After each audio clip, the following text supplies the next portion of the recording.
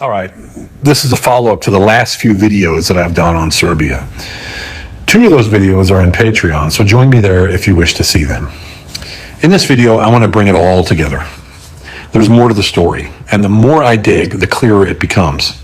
Now, a shout out to a few Serbian voices on the ground. Those who gave me real insight. Thanks to Sonia, Perkos, and MP40 for their boots on the ground info. Really helped. And this is not just flared emotions, it's history, it's economics, and geopolitics combined. So let's recap the surface level first. The protests in Serbia started with real pain, which was a roof collapse due to shoddy construction on the cheap. People died. That's a spark that triggered genuine frustration.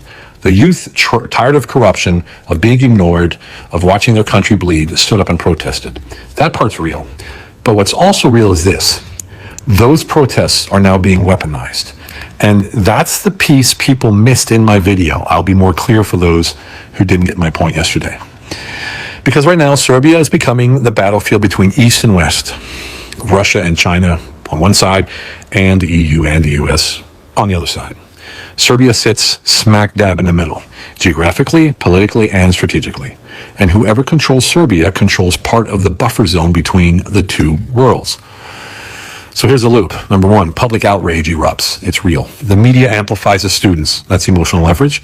Meanwhile, Western institutions position themselves as the solution. And number 4, the EU steps in not to help, but to control the narrative and offer deals. And here's the fractal. We saw this in Ukraine in 2014 and in Georgia, and then now it's in Serbia. Crisis, protest, Western leverage, regime shift, resource control. But the real signal? Well, it's not just about Vučić. It's not even just about lithium anymore. This is about strategic control of the Balkans. Lithium's the bait. The EU doesn't just want it mined, they want to make sure it doesn't fall under Russian or Chinese influence. And they want to profit from it politically and, of course, economically. And the way they're doing it, well, they're using the youth. Go figure. Using real frustrations to justify deeper involvement. Not for democracy, but for leverage. Serbia is being squeezed. And here's where the timeline tightens. Vučić makes promises to the EU, but also to China, but also claims friendship with Russia, who, at the moment, has distanced themselves due to his Ukraine weapons deal. At some point, he has to choose.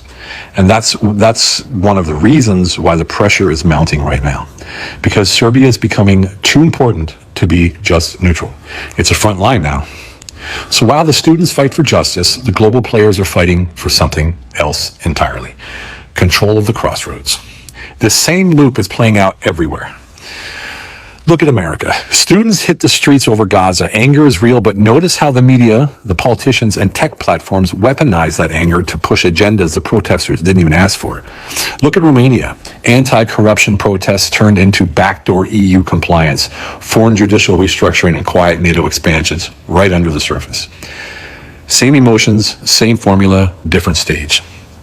So I say this to my Serbian friends. Your voices are real. I heard them today.